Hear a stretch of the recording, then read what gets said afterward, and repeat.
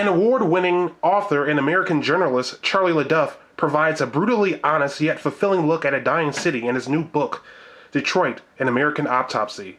I'm Dimcat, and this is my review.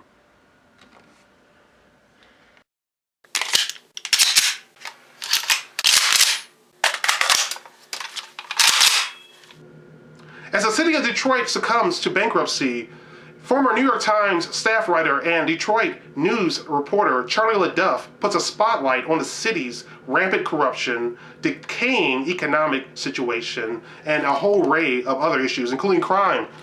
This is a wonderful, wonderful quick look at the history of Detroit, going all the way back from its founding to the collapse of the automotive industry, to Coleman Young, the first black mayor of Detroit, to the white flight, white people moving out of the city of Detroit, to its current economic situation. Also, this guy, he creates a book that reads a lot like a novel, like a true crime novel. This guy is a former war reporter. This guy was reporting for the New York Times when he decided to go back to Detroit to really chase the type of stories that he was really looking for.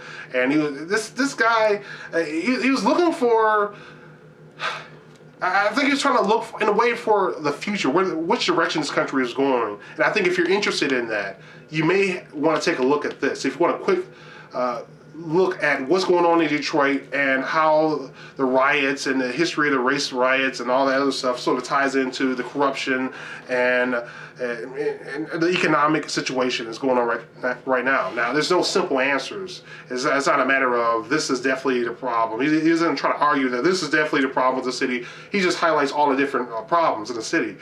For example, GM's incompetence. When they were looking for a bailout from DC, they tried to fly in private jets when they were sent packing. They came back. Interesting enough, they actually came back. And they all tried to drive their own vehicles. Well, Chrysler tried to use a hybrid SUV.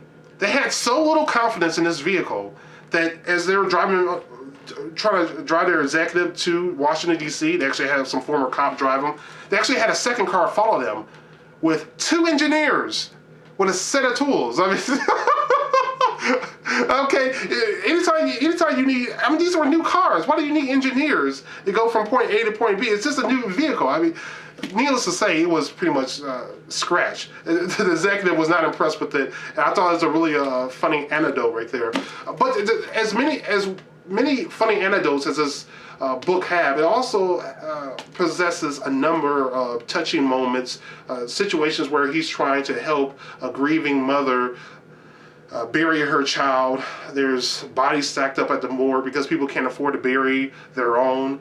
There's a situation where Charlie is using whatever journalistic clout he has, or whatever abilities he has to put pressure on a city to tear down a house that was the arson site that claimed the life of a firefighter. Now, normally this wouldn't be a big deal, but in a city as dysfunctional as Detroit, it plays out. It just shows you how ingrained the corruption and the dysfunction the city is really dealing with. I mean, everything from incompetent executives to crooked politicians. Kwame Kirkpatrick, former mayor of Detroit, obviously is in here. Monica Conyers. There's a situation where this city council woman, Monica, she got into a big argument. This is a really vicious argument, calling names with another woman at a city council meeting, and eventually she was interviewed by these school kids, and the school kid basically schooled her on how to act like an adult. Okay, I mean, it's a really funny situation right there, but this really does read a lot like a novel, because this guy returns to a city where he grew up. He has family, and his family has his own tragic history here, and it fits in very well with the tone of the book and the situation that's in the book. You don't get the sense that his family is outside the situation in Detroit.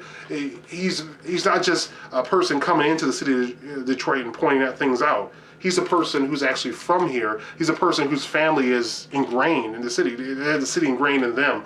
So it really comes out in this book. If you're looking for a really quick summary, really great information, And I highly recommend this. This has, what, about 300 pages. Really easy read. At the end, there's some photographs that are really nice, sort of capture some of the character of the city. It's about 285 pages. Really interesting point in here. This guy, he was actually... did you know that Detroit is the only American city to be occupied by federal troops?